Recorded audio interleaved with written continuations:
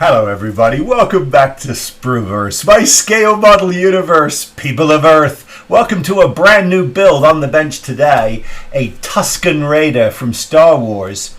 And this is it's a resin model kit that I picked up at Wonderfest 25 this year. Now it is a Stannarts production, and I call them productions because they're beautifully made, brilliantly made. And so if you want this piece, you just have to go to stannarts.com. I'll leave that link in the description below. And just tell Dave and Laura over there that you demand your Tusken Raider, and they will hook you up. It's a great piece. And not a complicated build. This is really more a study in painting, really. But that's okay, because I'm using it as an excuse to do a little more in the world of Star Wars, but also I'm waiting for some parts to come in so I can get building on a Reliant, which is coming soon. We're going to build Reliant, which is going to be very, very, very exciting. We're going to light it, and we've got masks, and we've got photo etch, but anyway, I digress. Not this show. This show is about my Tusken Raider. Okay.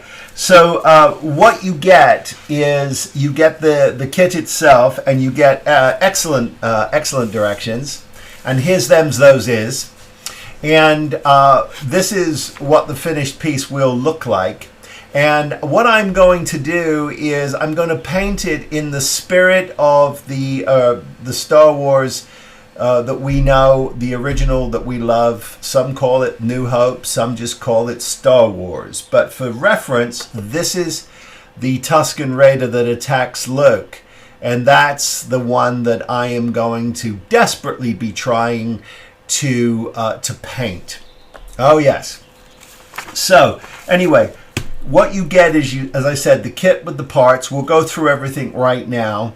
I want to show you what the your instruction manual looks like. And it says here that this was actually released in February of this year. So this is a brand new kit. It's very exciting. But here it is. And excuse my paint here, my paint dribble. That's from my Stannarts we'll be using later. But there you go. And so the parts list, it's 17 parts. You're going to get the head, the body, and you're going to get the pedestal. And then you're going to get the left and right hand eye lenses, the nose piece. You're going to get these two pieces here that extend out from below the eyes. You've got 4 of these spiky things that are on Mr. Tusken Raider's head. And then you've got his breathing apparatus, which it consists of this sort of tumbler tube here, 2 end caps and 2 hoses. And again, I'll show you everything in just a second here. But that is what you get for the parts list. You get some warnings and some tips regarding your kit. Obviously this is resin now. Now Dave used to go purely in, I've got a couple of the older kits that are cast, but we're in the world of 3D printing right now, and boy am I just so excited about the detail on this. Wait till you see it. But anyway, don't expose the parts to harsh chemicals, solvents, degreasers. Easy going there. Don't overexpose it. Use CA glue or 5-minute epoxy, and it wants you to prime first, and then for best results it says airbrush your primer on, and then you can use either acrylics or enamels. We're going to be using acrylics, and of course if you lose a part, break a part, just reach out to him and he will help you out. And then there's just your assembly guide here. Now, you quite often will have to do just a little bit of filing or cleaning up. That's very common with resin. It can swell a little bit. It's not perfect. Sometimes it can be, but sometimes it's not. Very easy just to get rid of those, sand them down, clean them up. Obviously, dry fit everything before you start trying to glue things. And pay attention to instructions. Oh yes, that is my New Year's resolution, which I'm coming to in June, which is to actually read the instructions. Because even with the eye sockets, there is a way to go in here. There's a left and a right. And it is clearly marked on each of the eye goggles, so you just need to pay attention to it. And then, of course, there's instructions on how to assemble your breather. It shows you where the breather hoses connect to the undergear of his neck. Very, very, very simple instructions, and of course he's begging you to dry fit everything before you try to glue anything, and then everything just drops into place like that. And there you have a Tusken Raider. No waiting. Oh yes. So what we're going to do is I've primed everything. Now I have used Tamiya superfine rattle can. I misted everything on, so there's no gunkage here. It looks pretty good. And this is the body. Wonderful detail on the fabrics. You've got different textures on the fabrics. You've got all the leathers we're going to have to do with the belts, with just a little bit of metallics that we're going to play with. We can also do some washes, and we're going to do some dry brushing as well, just to try and pull out all of this incredible texture that's on here. Now, once in a while with resin kits, it's very common. You will get something called a delineation line. Let me show you what I mean by that. Now, it's in the piece here, and you can you can barely see it on camera. Maybe you can't, but there is a delineation line there, and basically that's just from the printing process. It's very easy to get rid of those. One of the things I do is I just use a little very light sponge. I'll go with a very high grit, not a harsh grit at first, just to see if that removes it. And if it does, that is awesome. But wow, the detail on here is extraordinary. Back to the close-up camera for a second, just to share with you the detail. All of this incredible detail on the leather pouches. Look at all of the ingrain, the leather on the ingrain. Lots of opportunity there to really pull that out. All these various different pouches, just absolutely extraordinary. So I just couldn't be happier with that. And then of course, take a look. Here is his head. All the bandages, the nose area, all of the fabric wrapping. The various different frayed ends that you see here. Look at all that detail. Absolutely gorgeous. Great fun. And of course, all of these bandages that are wrapping his head. So lots of opportunity for details. And I just want to point out a couple of things. Extraordinary. All the different folds that you can see here. Just amazing. Look at this. Look at all the folds.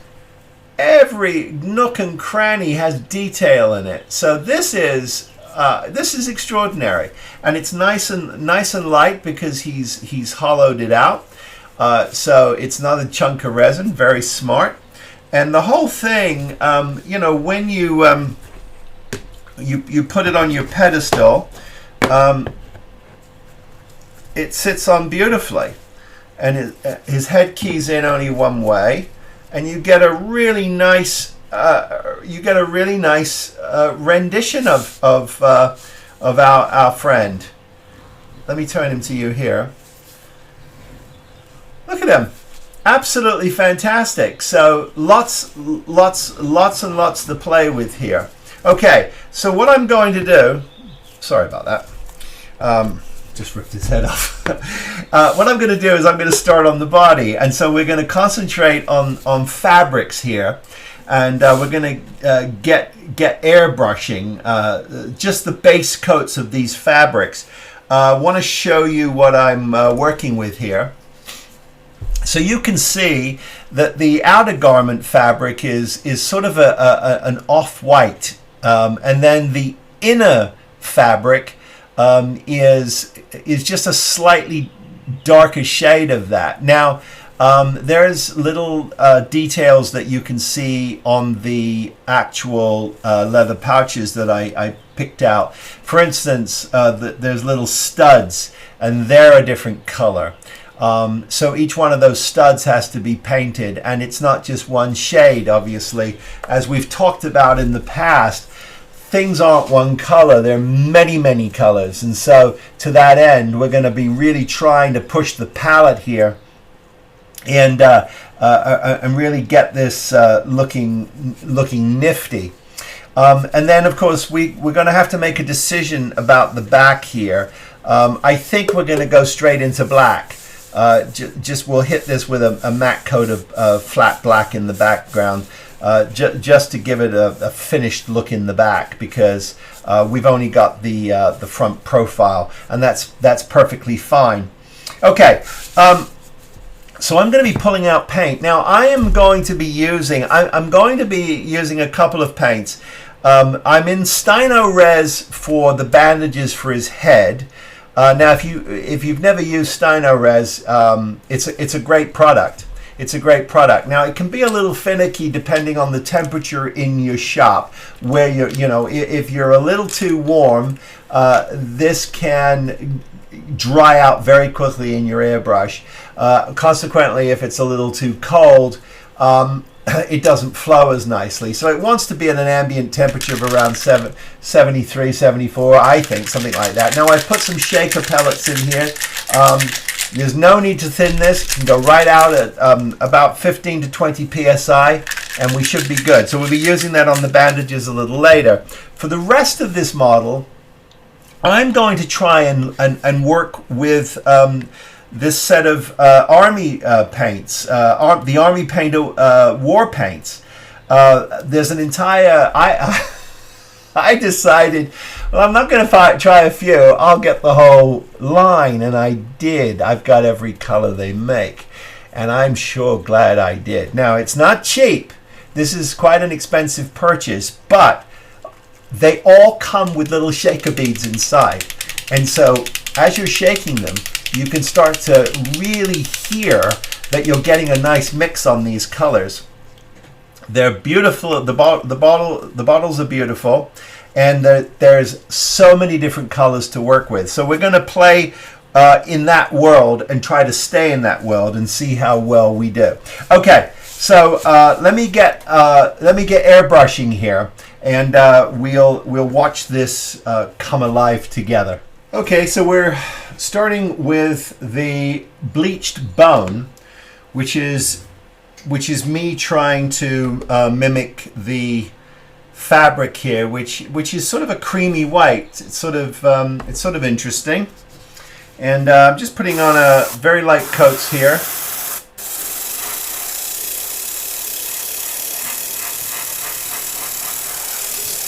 Remember, it's just a base coat.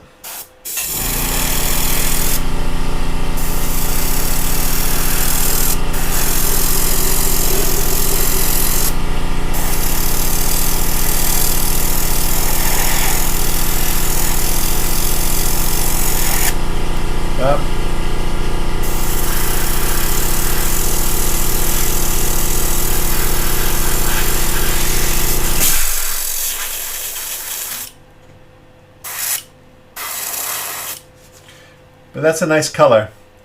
It's a nice color, and I think it's that's going to do well.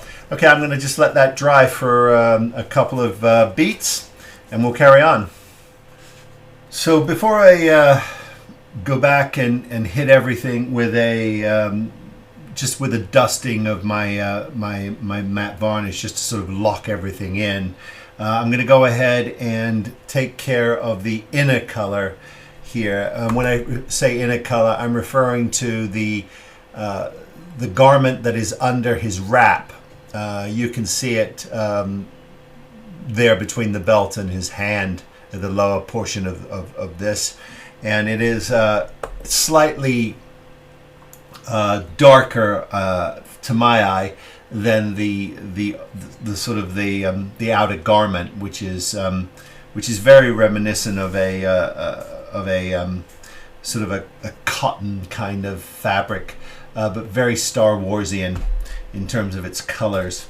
Okay, so we've gone now from the bleached bone from the exterior. I'm now going to the skeleton bone for this color here. So let's take a look at this going on. And I'm just going to hit the fabric where, and again, this is just a base coat. But that's a nice contrast, and it's a little washed out probably for you on the camera, but in the studio it's a really nice contrast. And so I think we'll do well with that.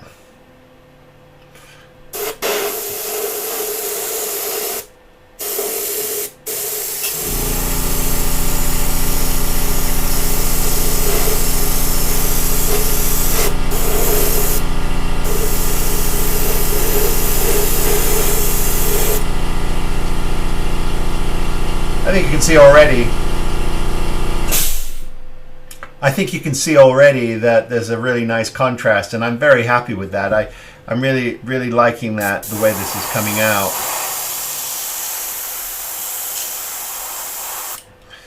Got to add a little more. You know, there are many schools of thought in terms of getting color palette changes. You can actually do everything that I'm doing here with just a few colors. You do not need to go nuclear the way I'm going nuclear with colors. But there's a couple of things. One is I do like to use the Sprueverse Studio as a test kitchen. So I'm trying different things just to see if they're better than others and how they react to certain kinds of resins and plastics. So it's all part of the sort of the process here for me. It's sort of part of why I do my channel. You know, everybody's different. Everybody has a different approach to things. It's just why I do it, so that some of you don't roll your eyes and go, he could do that with four with four colors, because I absolutely could. But so far so good. I'm really liking the way these colors are going on. So let's keep going here. And again, this is all just base coating, right? We're just trying to get some color down, and you know, we'll just go over it a couple of times, let this dry in, and see what we got. But I think you know, I really like that. I think that's a really nice contrast. Now I've got some cleaning up to do, but that's all part of it. But that is I think that's a result, and I'm very happy with these colors. I think now, and obviously because of my gray primer, I'm going to get a slightly different color as well. But once I start bringing in some lights and some darks and some shadows, I think this will really start to pop. Okay, I'm going to let all of this dry in, hit it with a matte coat, so that I can come back and start working on just some of the shadowing in that fabric, just to kind of pull it out. So I'm going to go to Desert Yellow in this brand for just to add some depth to the creases in the fabric on the inside of the shirt here. Well, the inside, I don't know what you call this garment.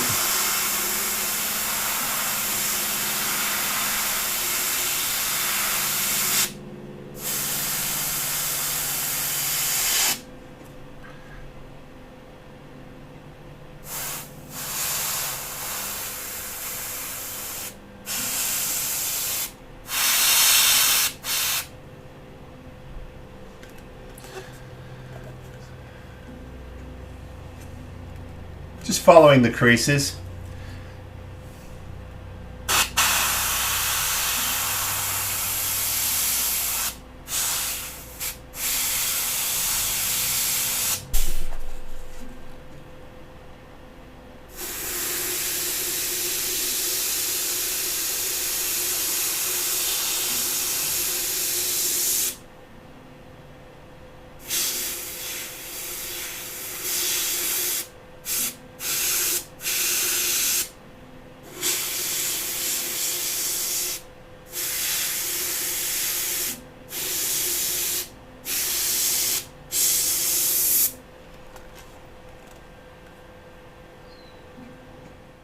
here you can see I've just blended it back again with the original color, and I'm very happy with that. I think we've got a nice result, and it's really pushing the shadows.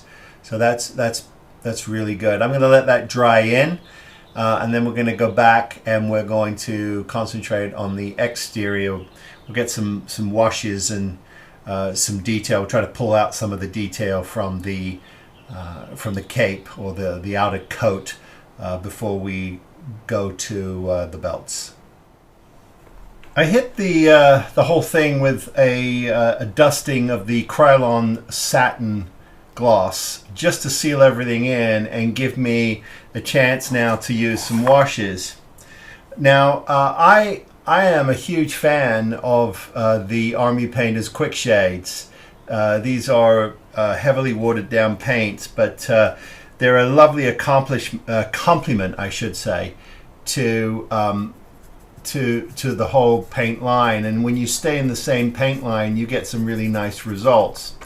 So what I'm doing here is I'm just carefully just getting this in here, and you'll start to see some wonderful things, because it is a lovely sort of transparent color. It gets in all of the nooks and crannies, and then I can come ahead if it's too much. If I feel like I've put too much on, I can just come back in here with a little Q-tip and some water and just lift this right off. But I don't think there would be any need to, because this dries back quite heavily.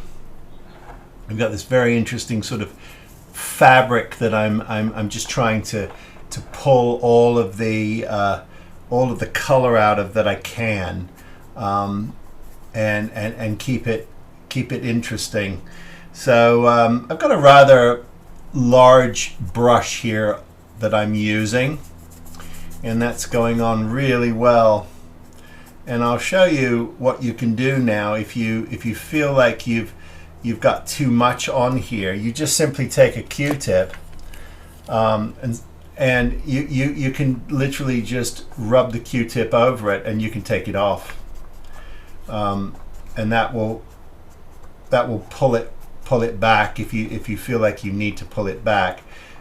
Leave it in some areas, leave it heavier in other areas and lighter in others, and you'll get this wonderful texture. And couldn't be happier with that. So again, I'm staying in the same paint line, so I'm not getting any aggressive behavior. I'm not getting bubbling up. I'm not getting water droplets. I'm not getting anything like that, because it's all complementary. Everything here is complementary in terms of working with itself, and that is one of the advantages you get when you do this. If you've not tried these paints, I really encourage you to try, because I think you'll be very impressed. I am. And you know, again, can all of this be accomplished by thinning paints down? Absolutely. Do you need all of this? Absolutely not. It's just me, in some ways, sort of just demonstrating what these paints are capable of. Now, I'm not paid. I'm not paid to do this. I just do it as again, you know, because I feel like we're a test kitchen here at Spruverse, and it's fun to give you guys a chance to sort of see what some of these things can do. You may have in your travels, you may have seen these paints and thought, wonder if that's any good.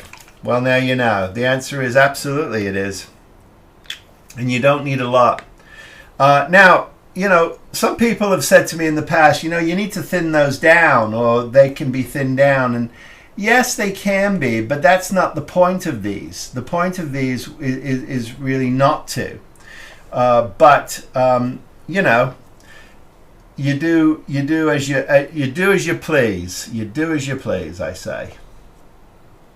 And it's your eye, really. It's what your eye sees, and that's to me, the most important thing. That you get something that you're happy with.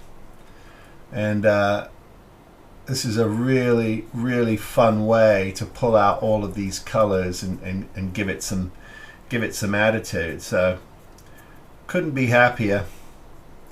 Now, occasionally you're going to get these little droplets that are going to sit in some of the ridges, and I would leave those and let those dry, because you don't want it everywhere, but you do want to create a little bit of interest and some drama to your clothing, and that's a good way to do it. And when you are done with that pass, your brushes just wash out in water, and you're fine. You're good to go. So here, let's take a look at that. There she blows. I'll get you a little closer here. I'll move this over here, and we can see that I think you'll agree we're getting something really interesting. Now, the next thing I'm going to do now is I'm going to find something a little more contrasty for the outer garment, and we'll do that now. And as advertised, we're going to come in now with it's called a light tone, and we're going to hit the outer garment with that. Now, Tusken Raiders raid in the desert. They don't raid in a sterile environment, so you kind of want to, I think you kind of want to sort of really play that up a little bit, especially with something like this, where you're trying to create some drama, and you're trying to add some really interesting depth to your figures, or your bust, or whatever it is you're doing. And the nice thing about these washes is they will allow you to do that. And get in the creases here, and that can be a little heavier, and then we can back off a little bit. And again, if something's a little too heavy, I just take it right off with a Q-tip and some water. But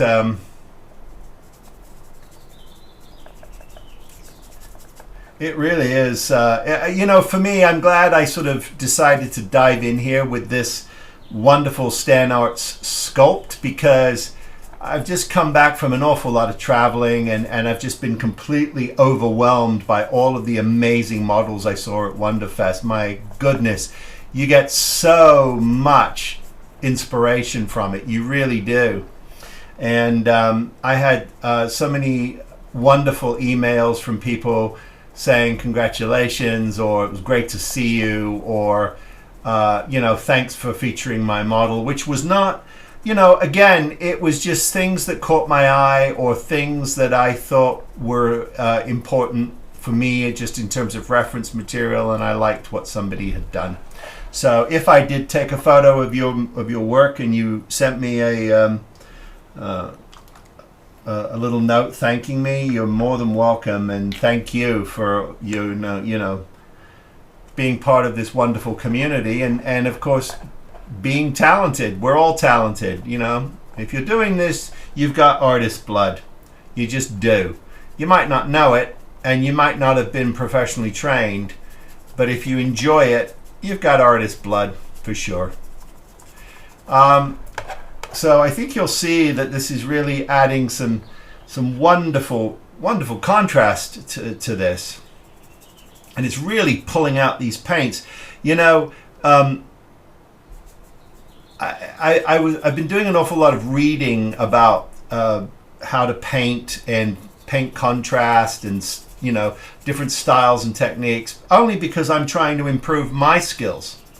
And you do that obviously by trial and error, but you also do it by studying other artists that you find interesting or talented. Me, obviously, it's Lou Del Maso, the Aztec dummy himself, who is super ridiculously talented, and I just love his work. And I'm not just saying that because he pays me. He pays me to say it now. I'm lying. He doesn't pay me to say it. It's just true. It's just true. Now I'm being a little sort of patchy with this because I'm trying to pull out, you know, some of the shade as well. So, but I am trying to cover everything. It's just a question of to what degree, you know. But I think that's working out really well.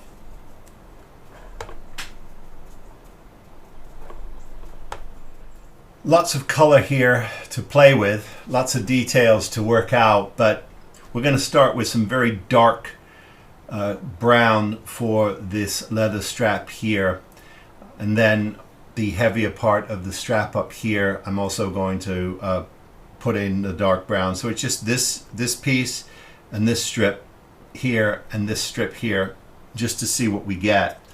Now everything is negotiable and everything can come back down, but you got to start somewhere, and I'm going to start with the easiest parts. This is a color called Magnolia Brown. I've got like 5 or 6 different browns to play with here. So I'm just going to go ahead and I'm going to start detailing in with this. Now there are some straps, some sewed leather straps in here as well. I'm going to have to put a wash on here. There's so much to do, but this is again just blocking in some color. Okay, so what we're doing now is I'm going to add a lighter leather to this area here, and I've picked up again from the same the same paint line. This is called Leather Brown, and I'm going to go ahead and get a few coats of this all over the model where I want the pouches to be, and then we'll start picking out other colors from there. But I think that this is a really nice base color for this, and then of course we're going to come back in with some washes, and we're going to do some dry brushing on the stitching as well to get that working. But this is a good start, and I just wanted you to see this color contrast against the darker color of the strap, and so you can see here that is really making a huge difference. So I'm gonna keep working on this color and sort of just block it in, and once that is all in, I'll start looking at adding various different textures and tones to these colors. I've got all kinds of wonderful browns here to play with, just to sort of give you just a sense of it. Take a look. I've got something called, I've got oak brown, I've got a cypress brown, I've got rawhide brown, and I've got fur brown. I mean, it just keeps going. I mean, I could just keep on going, but I won't. But we're going to introduce all of these colors onto the belt because we want all that wear and tear, and that's how we're going to get those wonderful wonderful contrasts. Okay. I am going to just work here a little quietly. I'll let you hang out if you want to. We'll do this for a little bit, but I'm going to shut my trap here, and I'm going to paint. If I have anything interesting to share, I might say something, but otherwise, I'm just going to paint.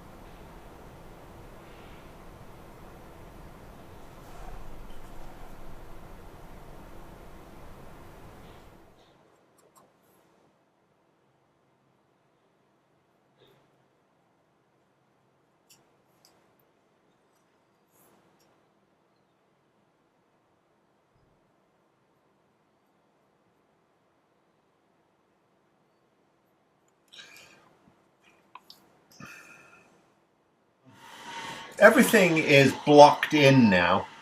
I haven't done the buckle. I haven't touched the buckle here. I've got to work on that. But that's a metal piece. So I'll do that when I start working on all the metal. But the brown leather is in. That is the leather brown. And so what I'm going to do now is I'm going to go ahead and I'm going to hit this again with a satin coat, just to seal everything in, because these are water-based colors. And one of the things you don't want to do is you don't want to, you know, if you're trying a wash or you're trying to thin down a paint and you've not locked this in, you are liable to ruin what you've done, because it'll just wash it off. So a good habit is to just lock in every layer, just keep locking it in. So I'm going to do that now, and then we're going to come back and we're going to start working on these leather pouches, getting them aged and getting them a little more interesting.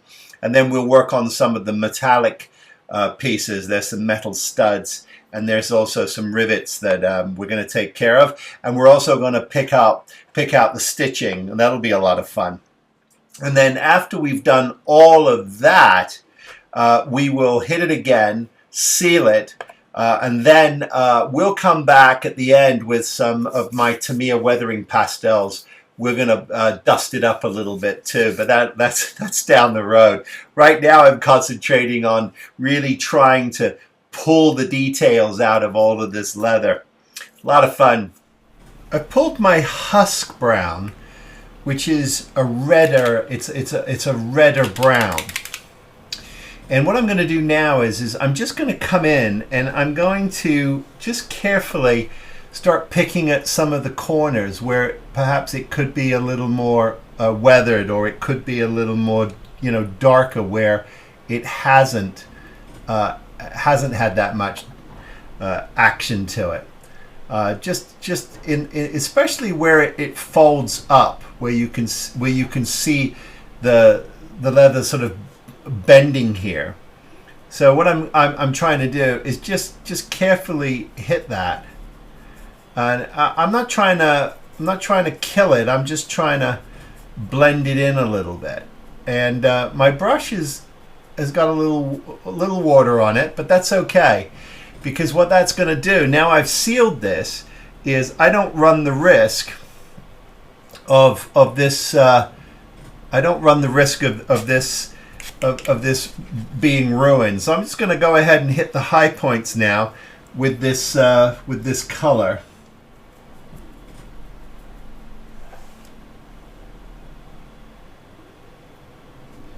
It's drying back quite nicely.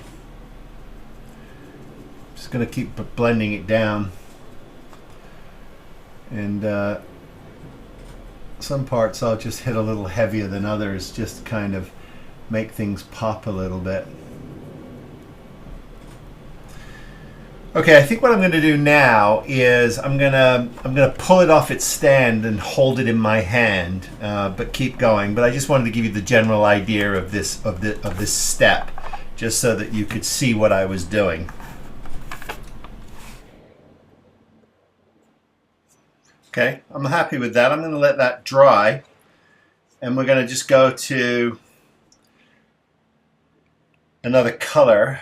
I'm going to go to this bullwhack. I've got bullwhack and I've got viper, and they just get lighter and lighter. And what I'm going to do with the bullwhack and the viper now is where it's got the most wear, where it gets grabbed an awful lot. And there's also, if you look in this photo, just under his spike that he fights with, you'll see a stud, a brown stud that's got a little bit of this color in it. So we're gonna pop that too. Before I put the little silver studs on, I'm just to give it a little color inside and some highlights.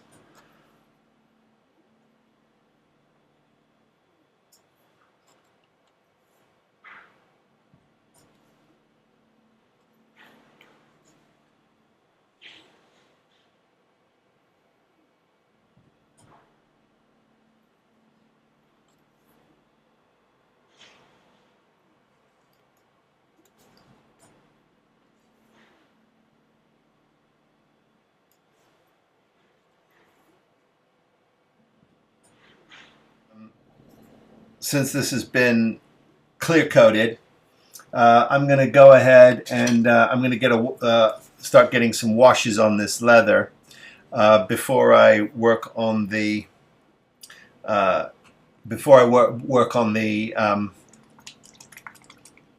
the stitching.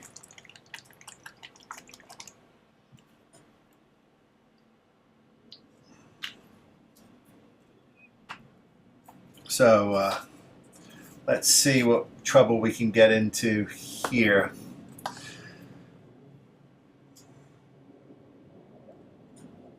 Oh yeah, this is going to be good.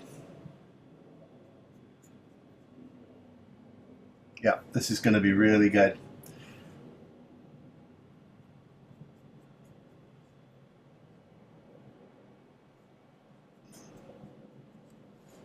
Yeah, that's really popping this.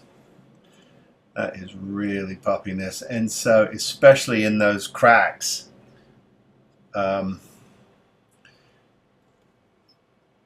where you want it to sit in these cracks, and then we can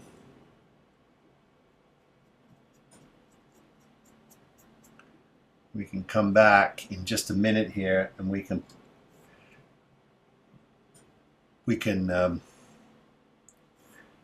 really have some fun with this, because it's really pulling in these cracks. It's really getting into these cracks quite nicely.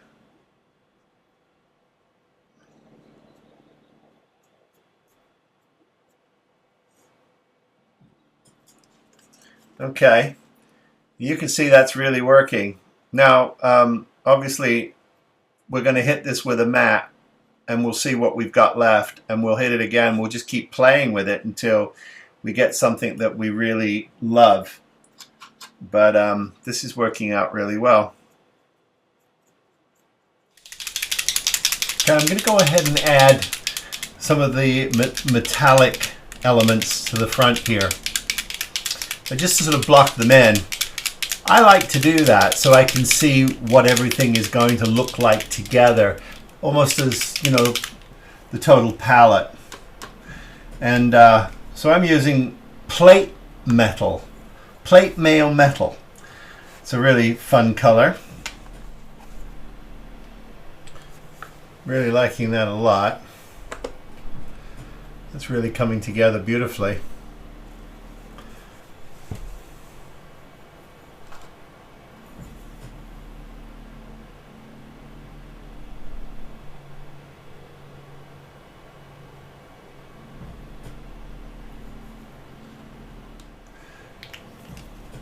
And I can touch it up with a little bit of copper at the end.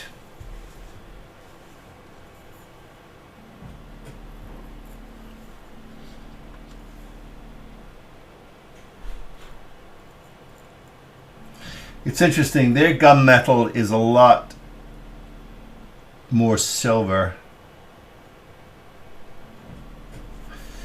But it's not obnoxious in the least. So that's really good. The next thing I want to do now is I want to get some shading in these recesses here and here, and then I also want to get a little more in the cracks of the leather. I really want to work on that a little bit. So I'm gonna find something for that. I'm just putting a little bit. Oh, that could work really well. Let me do a test here and just see what this does.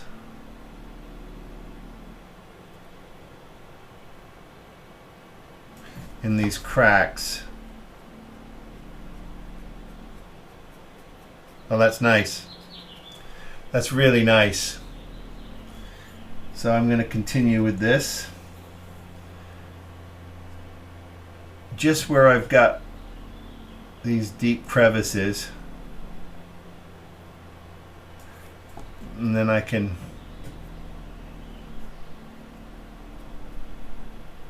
back them off. But it's adding some scuffing and some where we, where he's given us these wonderful opportunities to create some stress marks in the leather. Really fun. And then you've got these little kind of just little scuffs and scratches and bang marks here that we can get our, yeah, that's lovely. It's working really well.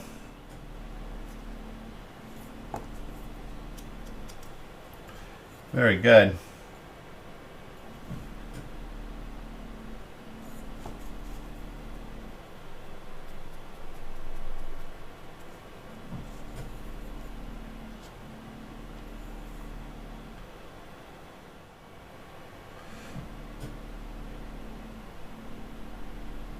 Yeah, I think I do want to go a little blacker. Okay. Well, anyway, you're getting the idea. You're going to get natural scuff marks in leather. So I'm indicating that with a little bit of my charred bone. These are great colors. They're all in this set, by the way. It's the Army Painter Warpaints Air brush set. So just go check it out. You hear me saying these names, you'll find them quite easily there. And all I'm doing is I'm just taking the smallest of amounts, and I'm just hitting little areas where I think there's going to be just a little bit of wear.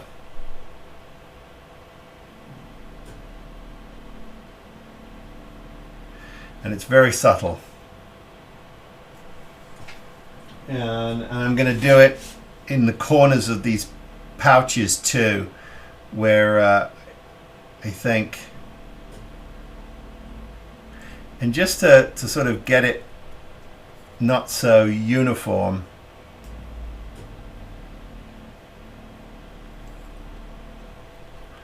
just hitting it a little bit. But I've got 3 colors I'm going to use for this buckle. I've got true copper, tainted gold, and rough iron. And these all are part of the Army Painter Warpaints Air series that just came out. And so what I'm going to do is I'm just going to get them all 3 of them on my little palette here, right next to each other, and I'm gonna just play with these 3 colors together, and just see what I can do to kind of really jazz up this this buckle here.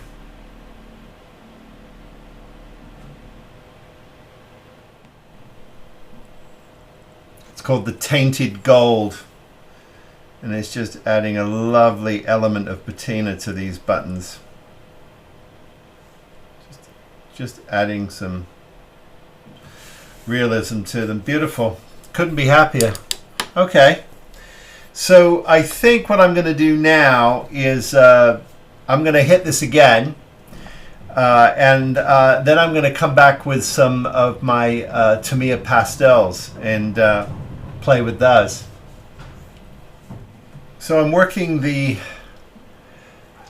Tamiya weathering pastels, and I've got the light sand mud, and I'm just going over everything here, and I think you can see it's adding a really nice level of depth to this. And just really sort of pulling out everything.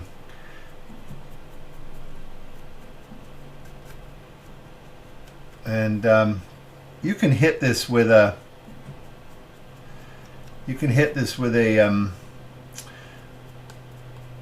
clear coat again, but I'm just trying to get some grime and some grease, well, just a used feel, heavier in places, lighter in others. Trying to be mindful of the fact that, you want things to be a little kind of uniform in some ways, and not in others. Okay. So that's where we are at the moment. Very happy with it. Very, very happy with it. I'm going to leave it alone now. I'm going to put it on the base, and I'm going to leave it alone and just give it a chance to kind of just think about life. And I'm couldn't be happier with that. That's great fun. Okay, so what I'm going to do now is I'm going to reset my very messy desk, and I'm going to start working on the head, and so it's now going to get covered in the Stannarts, and this one is called Neutral Primer. For those of you who don't know what Stannarts is, it's a great company. This covers really well. It doesn't need anything to thin it. It dries to a hard, flat finish. It has great adhesion, as it says, and it's simple to clean up, and that is absolutely true. And this is SNR 406 Neutral. Now, curiously enough, I picked these up at Wonderfest. I've had a difficult time finding various different colors of for the Stannarts. I'm absolutely tickled pink. I have those. Okay, so I'm going to clean up, and then we'll get going on Mr. Raider's head.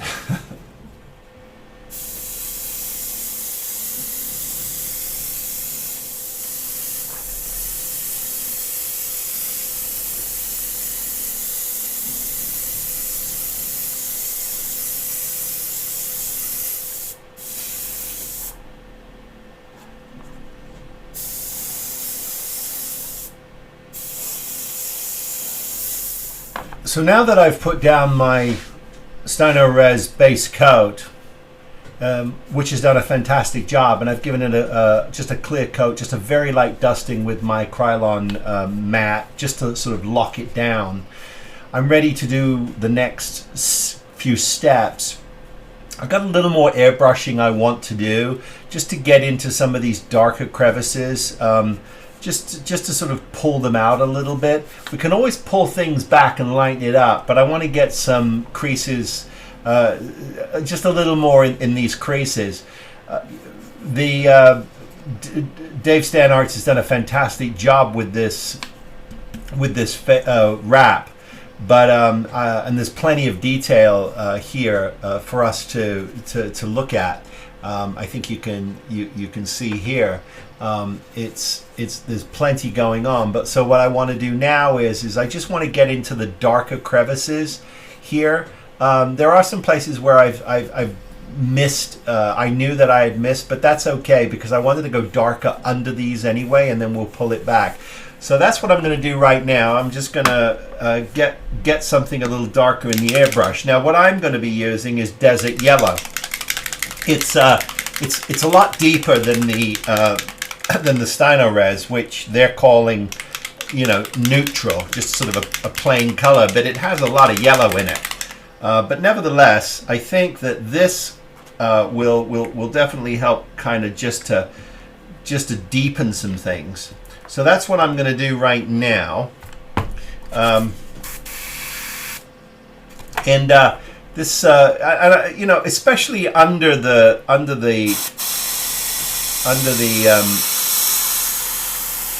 sort of the underneath of the wrappings. I just want to do a little more here, and then we can take a look at it. But it's going to make a huge difference in terms of just the edges, because the edges of bandages, if you've had a bandage on for any long period of time, it's going to start to get worn and dirty, and it won't keep its original color from grease and grime and all that stuff. So this is a good way for me to not only hit those places that I missed, but also gives me a chance to kind of just add another layer of texture to this. And then after we've done this, we'll come back in with our next color, which will probably be, I'm thinking it's probably going to be the Feywild Glow, or possibly or the Skeleton Bone, and we'll really get this sort of going. And then after we've done that, we can hit it with another clear coat, and we're going to put some washes on this, and then we'll come back with our pastels just to sort of dirty off the edges, and that should be really good for all the bandages. And then we can start focusing on the leather straps and the nose area before we go to the final, which is the metal studs or horns, if you were, on the top of our Raider, as well as the eye goggles and the horns, or the metal horns, and the nose area, which has some leather in it. So that's what I'm doing now, and we'll take a look at this once I've got this all done, before we go to the next shade, so you can see how the step progresses. And now I'm using something called Feywild Glow, all in the same line, and we're going to start just sort of picking up these contours. And that's interesting. I got a bit of a spit. It can happen. Just trying to pull that back just a little bit, and I'm just going over the areas where I hit it so that it's not so pronounced. But you know, just pulls it back, dirties it down, does all the things I want it to do, to sort of just to create that illusion of the staining and the aging. And I'm really liking the way this is pulling out all of the detail in the bandages.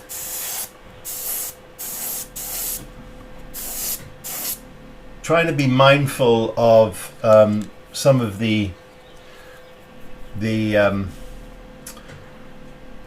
deep recesses. This is another thing too, is why it is so important to actually seal your model, because it's so easy to clean it up.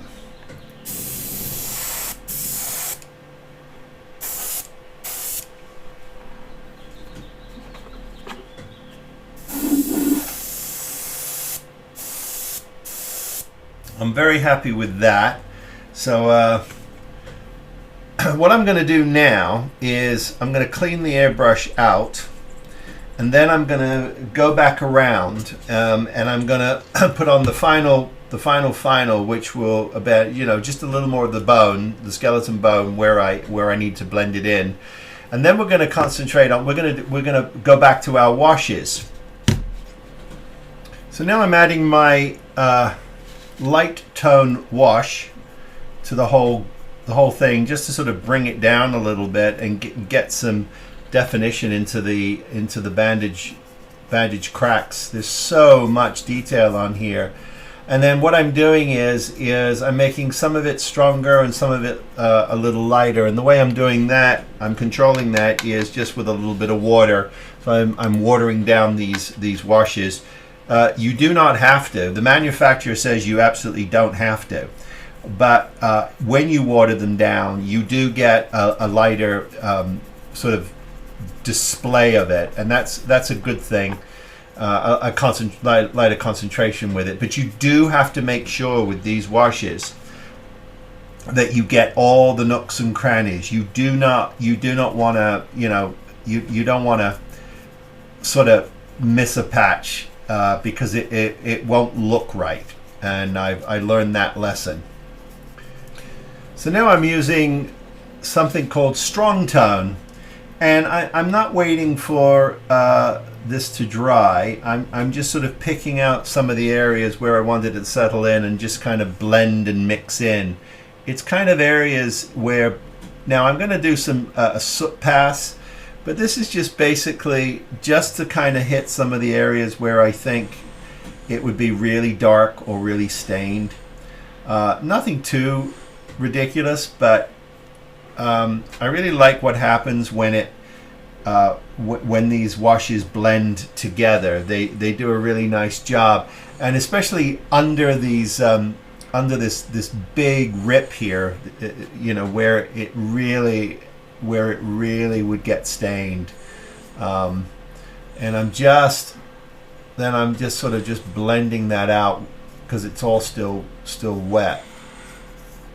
And because the last thing I wanted to do is I just wanted to add a little bit of highlights to the frayed edges of the bandage. I don't want to go crazy here, so I'm barely kissing the tips, but I just want to where I would imagine there would be a little bit of heat, you know, fray damage. I just want to hit it with some highlights, just so that you can catch it, just like almost like you're catching it, almost like just where the sun might get it. Nothing crazy.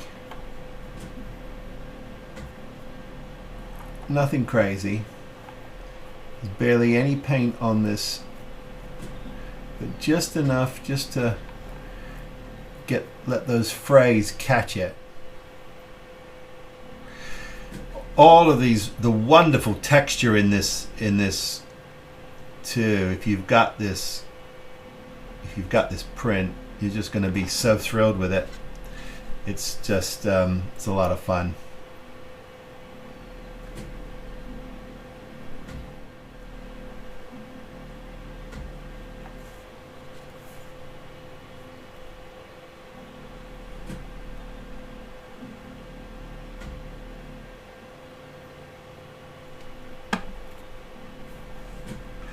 Okay, loving that.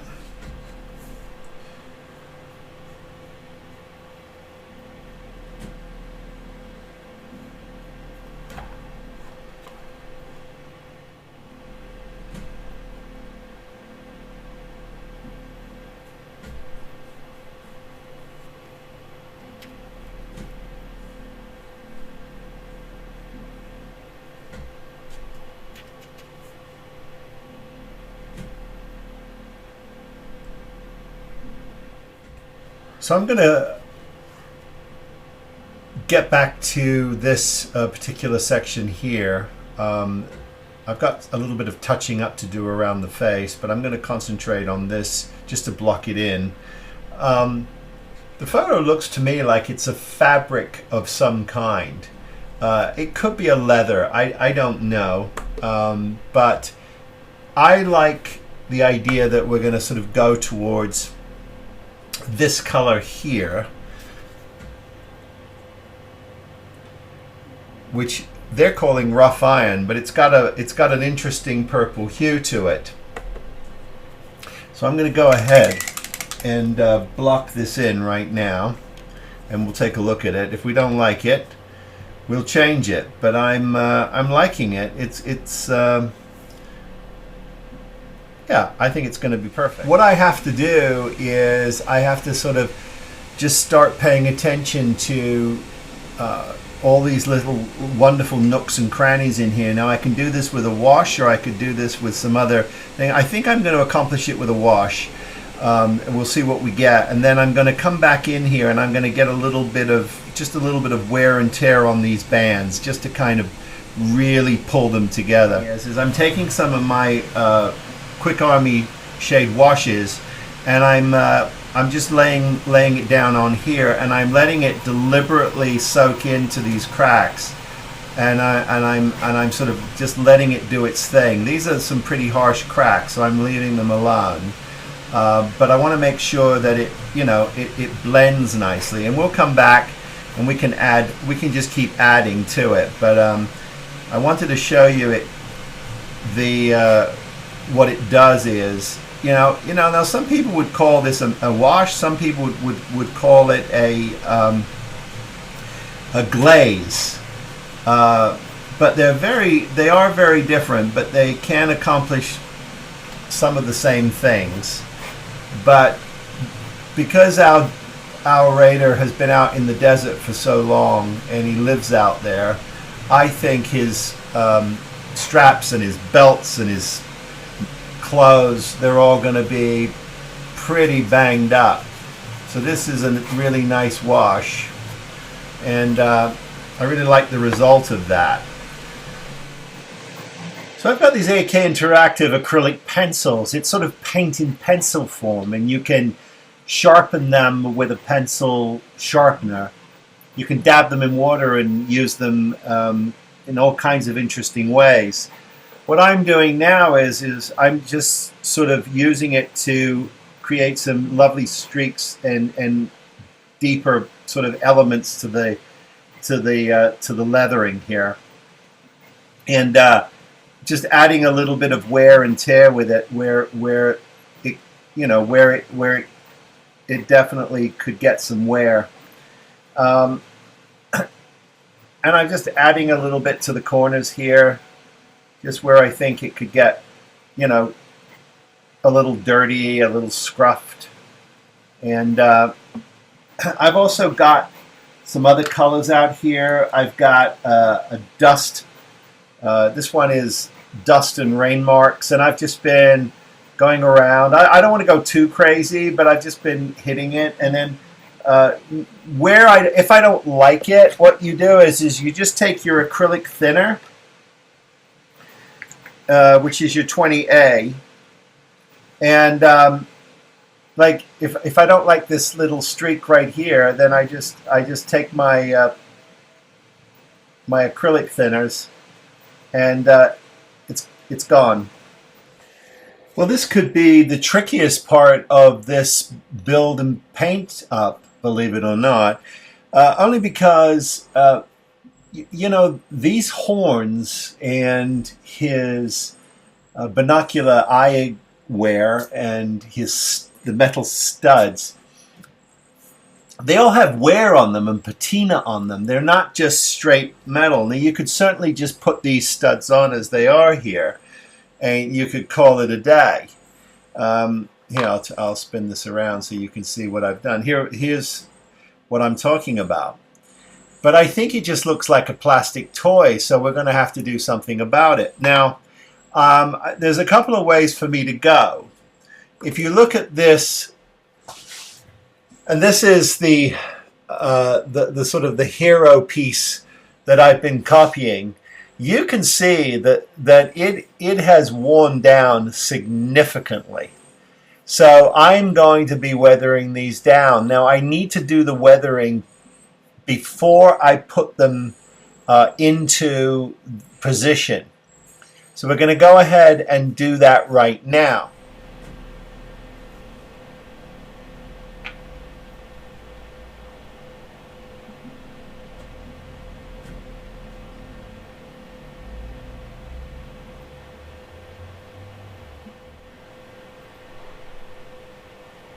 Time to glue on the caps for the breathing unit, and they popped into place really nicely. So happy with that. Just going to let that set up and dry, and then we'll be ready to connect this to the face and put the horns on, and then it'll be ready to permanently mount on its head. We'll take some beauty shots and have some final thoughts. A lot of fun.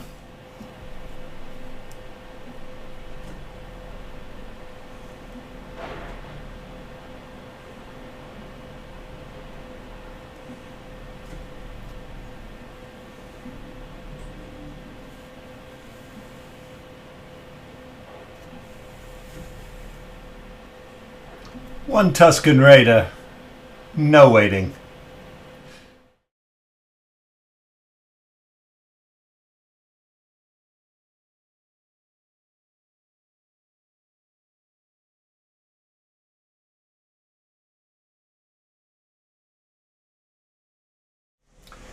I found this at Wonderfest this year, wandering around, and there it was. And I thought about it and thought about it, and I just had to have it, so I grabbed it.